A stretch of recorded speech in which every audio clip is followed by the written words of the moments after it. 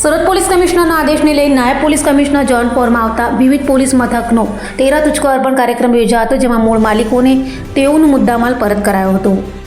Surat police કમિશનરની સૂચના તથા માર્ગદર્શન હેઠળ તથા સંયુક્ત પોલીસ કમિશનર સેક્ટર 2 નાયબ પોલીસ કમિશનર જોન ફોર તથા મદદનીશ પોલીસ કમિશનર એચ તથા ઝી ડિવિઝનનાઓની ઉપસ્થિતિમાં જોન ફોર વિસ્તારમાં આવતા તમામ પોલીસ સ્ટેશન અઠવાલાઇન્સ, ઉમરા, વેસુ, ખટોદરા, પાંડેસરા, અલથાણ પોલીસ સ્ટેશનના વિવિધ ગુનાઓમાં પોલીસે કબજે કરેલા અને રિકવર કરેલા મુદ્દામાલને 13 તુચકો અર્પણ કાર્યક્રમ અંતર્ગત પોલીસ મુખ્ય મથક કોમ્યુનિટી હોલ ખાતે મૂળ માલિકોને પરત કર્યા હતા, જેમાં વાહનો, મોબાઈલ, લેપટોપ મળી 1,66,000થી વધુનો મુદ્દામાલ મૂળ માલિકોને પરત કરાયો હતો. આજરોજ સુરત શહેરના ઝોન 4 વિસ્તારના જે પોલીસ સ્ટેશનો 6 પોલીસ સ્ટેશન આવેલા છે તેમનો મુદ્દામાલનો 13 તુચકો અર્પણનો કાર્યક્રમ રાખવામાં આવેલ. આ કાર્યક્રમમાં 6 પોલીસ સ્ટેશનના લગભગ 1,60,00,000ની ઉપરનો મુદ્દામાલ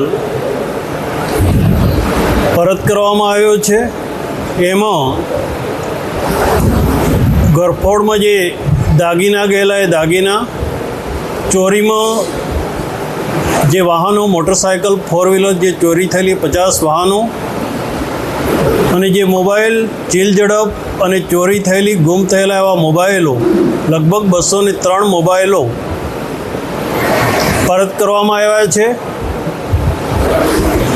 સુરત શહેરમાં અને ઝોન 4માં આ લગાતાર 3 મહિને 13 તુચકો કાર્યક્રમ કરવામાં આવે છે ને એમાં જે અરજદારોનો અથવા ફરિયાદીનો જે મુદ્દામાલ છે એ ચાલુ કન્ડિશનમાં સમયસર પરત કરવામાં આવે છે.